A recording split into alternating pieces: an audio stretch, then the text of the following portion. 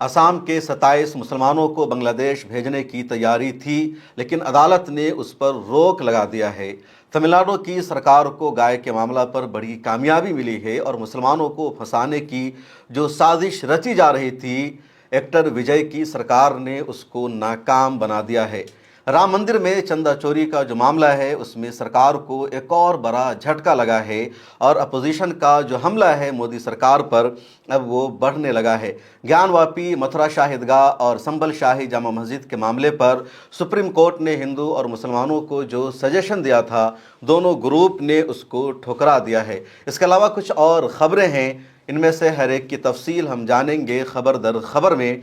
लेकिन उससे पहले आपसे गुजारिश है, मिला टाइम्स की मेंबरशिप और सब्सक्रिप्शन ले लीजिए। और आइए अब जानते हैं खबरें तफसील से।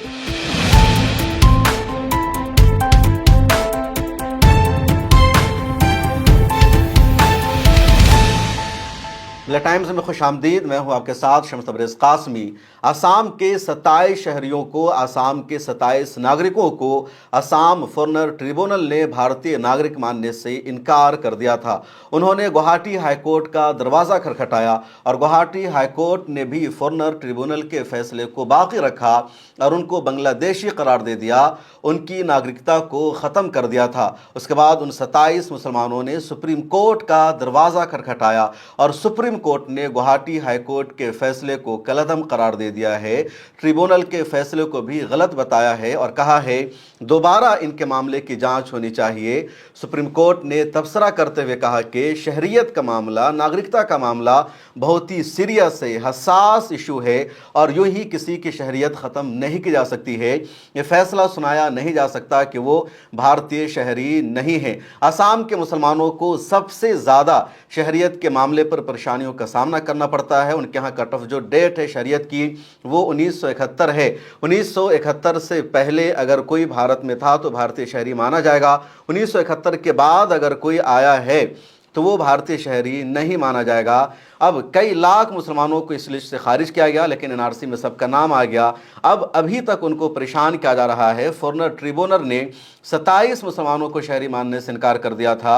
सुप्रीम कोर्ट के जज जस्टिस विक्रम नाथ और जस्टिस संदीप मेहता की बेंच ने यह फैसला सुनाया और कहा कि शहरियत या किसी शख्स को गैर मुल्की करार देने का मामला इंतहाई अहम आइनी नौयत का है, इसलिए इसका फ़ैसला सिर्फ मुनसिफाना, कानूनी और माकूल तरीक़ेकार के तहत ही किया जा सकता है।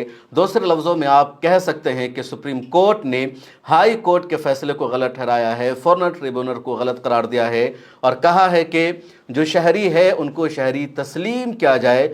शहरियत के सबूत के लिए जो डॉक्यूमेंट अवेलेबल है और जो वो पेश कर रहे हैं उसको वैलिड माना जाए, क्योंकि बहुत ज़्यादा अहमियत का हामिल मामला है। अब उम्मीद यह है कि इन 27 लोगों की शहरियत का मामला दोबारा मौज़ूए बहस बनेगा। फॉरेनर ट्रिब्यूनल में इस पर सुनवाई होगी। सुप्रीम कोर्ट ने फॉरेनर ट्रिब्यूनल को ये भी हिदायत दी है कि वो आज़ादी के साथ पूरे मामले की जांच करे, इंक्वायरी करे, सरकार के प्रेशर में ना करे, दबाव में ना करे। इससे पहले भी सरकार को कई मरतबा ज़िल्लत और रुसवाई का सामना करना पड़ा।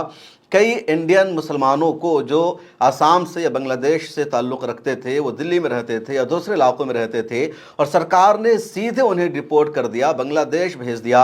जब मामला सुप्रीम कोर्ट में गया तो उनकी शहरियत साबित हुई और फिर सरकार को वापस लाना पड़ा है। 2 दिन पहले ही दिल्ली से ताल्लुक़ रखने वाली एक फैमिली को बांग्लादेश से वापस लाया गया है और लगातार इन मामलों में सरकार की जिल्लत हो रही है, रुसवाई हो रही है। इसके बावजूद लगातार आसाम और वेस्ट बंगाल के मुसलमानों को चुन चुन कर टारगेट किया जा रहा है, परेशान किया जा रहा है और उनको बांग्लादेशी करार दिया जा रहा है। मिला टाइम्स में इसकी तफसीली रिपोर्ट भी आ चुकी है। आइए बात करते हैं एक और अहम तरीन खबर के बारे में।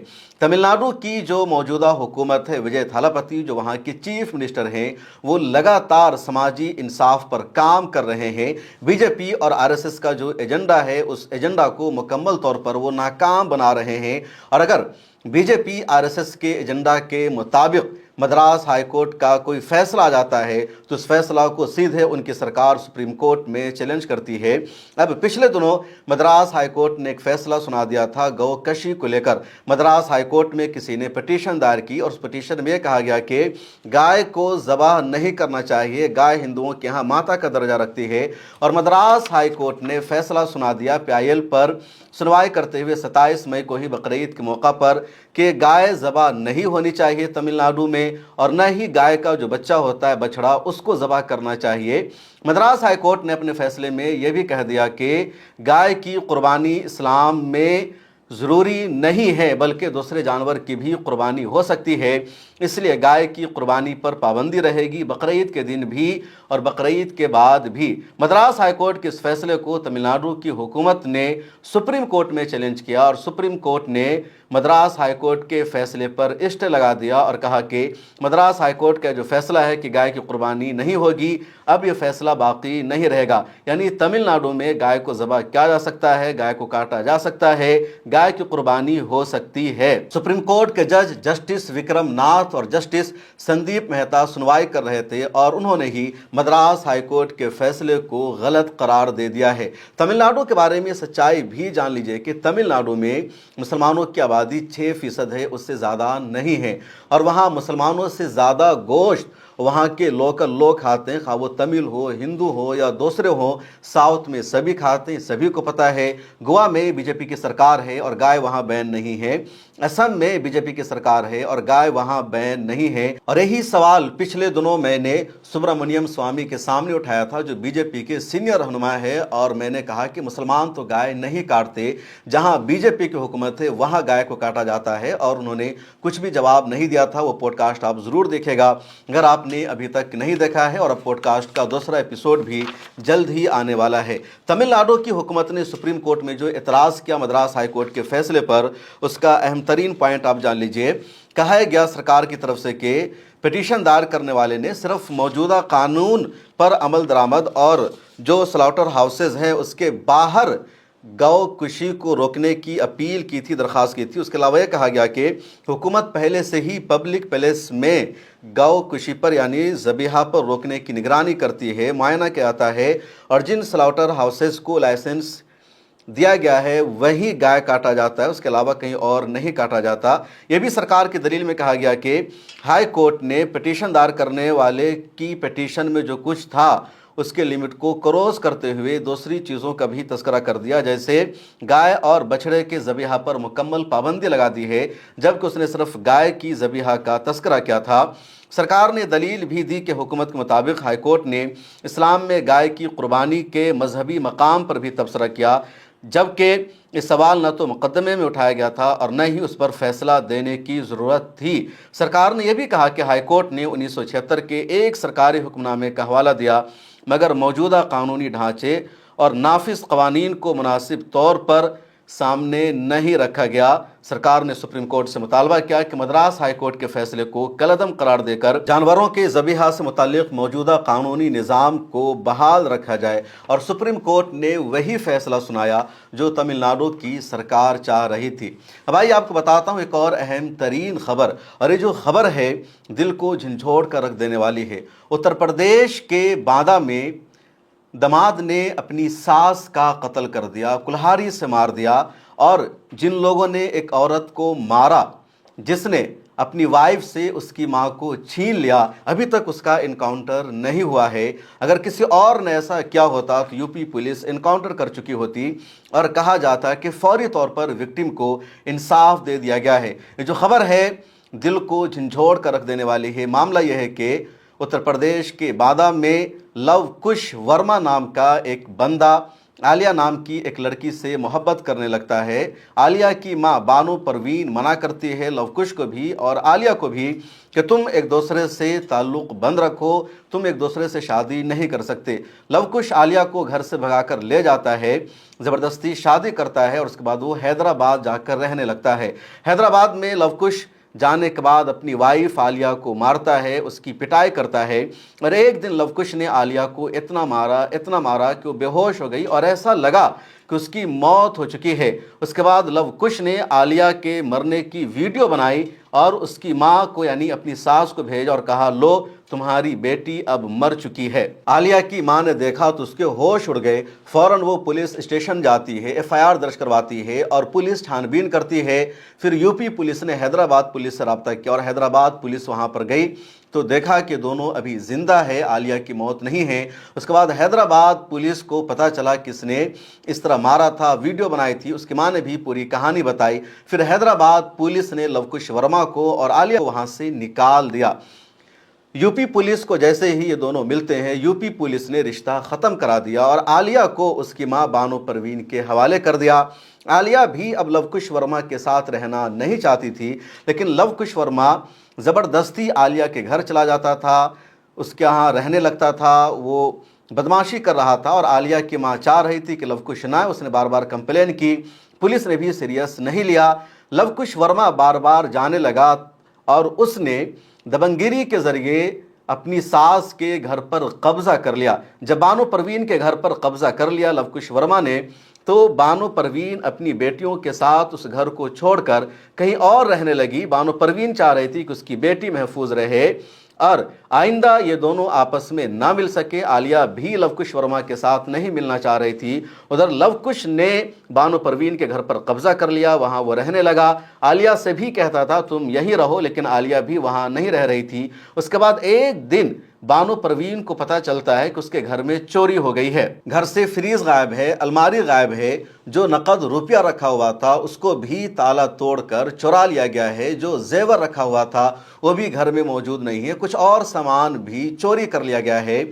अब जैसे ही बानो परवीन को पता चलता है घर में चोरी हुई है, वो पुलिस स्टेशन जाती है, बसिंडा पुलिस स्टेशन जो बादा में है, और वहाँ शिकायत दर्ज कराती है कि मेरे घर में चोरी हुई है, इन सामानों को यहाँ से चुरा लिया गया है।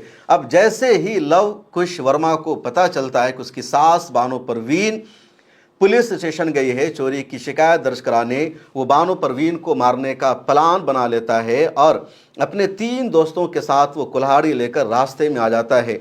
उधर से जैसे ही पता चलता है कि बानो परवीन आ रही है, वो हमला करने का प्लान बनाता है। बानो परवीन देखती है कि लव कुश वर्मा वहाँ पर खड़ा हुआ है, उसके साथ उसका 2 दोस्त भी मौजूद है। चुनांचे बानो परवीन और उसकी बेटी 112 पर डायल करती है, वहाँ पर पुलिस पहुँचती है और जब पुलिस आती है तो देखती है कि औरतें तो है, लेकिन यहाँ पर लव कुश वर्मा या वो नहीं है जिससे खतरा हो। उधर लव कुश वर्मा और उसका दोस्त कब्रिस्तान की बाउंड्री के अंदर छुप जाता, वहाँ पर कब्रिस्तान था और पुलिस वहाँ से चली जाती है। पुलिस को लगता है कि ठीक ठाक है, कोई ख़तरा नहीं है।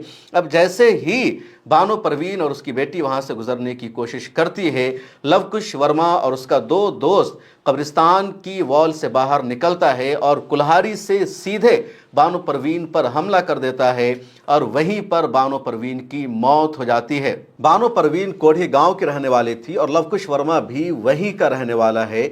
लव कुश वर्मा के साथ साथ सत्तू और छोटे लाल उसी गांव के दोनों हैं, उसने भी हमला किया। इस जुर्म में ये तीनों शरीक थे। अब पुलिस को जब पता चलता है तो पुलिस उठा कर ले जाती है, लाश को पोस्टमार्टम के लिए भेजा जाता है। फिलहाल यूपी पुलिस ने इन तीनों को गिरफ्तार कर लिया है, लेकिन ये संगीन जुर्म है और इनका इनकाउंटर नहीं किया गया। मैं पर्सनली इनकाउंटर के खिलाफ हूँ, लेकिन ऐसे मुजरिमों को क्यों संगीन सज़ा नहीं दी जाती है, ऐसे वाक़ात को क्यों रोका नहीं जाता है। अगर मुसलमान लड़का हिंदू लड़की से शादी कर ले तो उसको धर्म परिवर्तन का मामला बता दिया जाता है और फ़ौरन यूएपीए लगा दिया जाता है, लेकिन दूसरे मामलों में इस तरह का एक्शन नहीं लिया जाता, आखिर क्यों? और आइए आपको बताता हूँ एक और अहम तरीन खबर यह है कि ज्ञानवापी, मथुरा शाही ईदगाह और संभल शाही जामा मस्जिद का जो मामला है सुप्रीम कोर्ट पहुंच चुका है। इन तीनों मस्जिद के बारे में, बल्कि इसके अलावा और भी कई मस्जिदें हैं, हिंदू फरीक का दावा है कि पहले यहाँ पर कोई मंदिर था और उन मंदिरों को तोड़कर मुसलमान बादशाहों ने यहाँ पर मस्जिद की तामीर की। अब सुप्रीम कोर्ट में इन तीनों मस्जिद के मुकदमे की सुनवाई हो रही है। अब सुप्रीम कोर्ट ने पिछले दिनों मुसलमान फरीक को भी और हिंदू फरीक को भी कहा कि आप दोनों ग्रुप मिलकर आपस में सुलह समझौता कर लीजिए और आपसी बातचीत के ज़रिए مسئلے کا حل نکال لیجئے، لیکن دونوں گروپ نے یعنی مسلمانوں نے بھی اور ہندوؤں نے بھی صلح سمجھوتا کرنے سے انکار کر دیا ہے اور کہا ہے کہ ہمیں سپریم کورٹ کا ہی فیصلہ چاہیے۔ بابری مسجد کیس میں بھی سپریم کورٹ نے یہی کہا تھا کہ ہندو اور مسلمان آپس میں بیٹھ کر صلح سمجھوتا کر لے، اور جب بات چیت شروع ہوئی صلح سمجھوتا کرنے کے لیے تو مسلمانوں سے یہ کہا گیا تھا کہ آپ مسجد سے دستبردار ہو جائیے، کہیں اور مسجد بنا لیجئے، یہی صلح سمجھوتا ہے۔ اور اس کے بعد ہی مسلمانوں کو لگا کہ یہ ڈائیلاگ نہیں ہے، یہ بات چیت نہیں ہے، کیونکہ مذاکرات اور ڈائیلاگ میں برابر کی سطح پر بات چیت ہوتی ہے۔ مسلمانوں کو بھی یہاں یہی لگا، اور اسی وجہ سے گیان واپی، متھرا شاہی عیدگاہ اور سنبل شاہی جامع مسجد کے معاملے میں مسلمانوں نے بات چیت کرنے سے انکار کر دیا ہے اور عدالت سے کہا ہے کہ آپ کو ہی فیصلہ سنانا ہے۔ مسلمانوں کی مجبوری ہے، جو بھی عدالت کا فیصلہ آتا ہے مسلمان اس کو مان لیتے ہیں۔ حالانکہ دیکھا جائے تو عدالت میں ان مسجدوں کا معاملہ جانا ہی قانون کے خلاف ہے، کیونکہ 1991 کا ورشپ ایکٹ موجود ہے جس کے مطابق بابری مسجد کے علاوہ کسی بھی مندر یا مسجد کا مقدمہ عدالت میں نہیں جا سکتا۔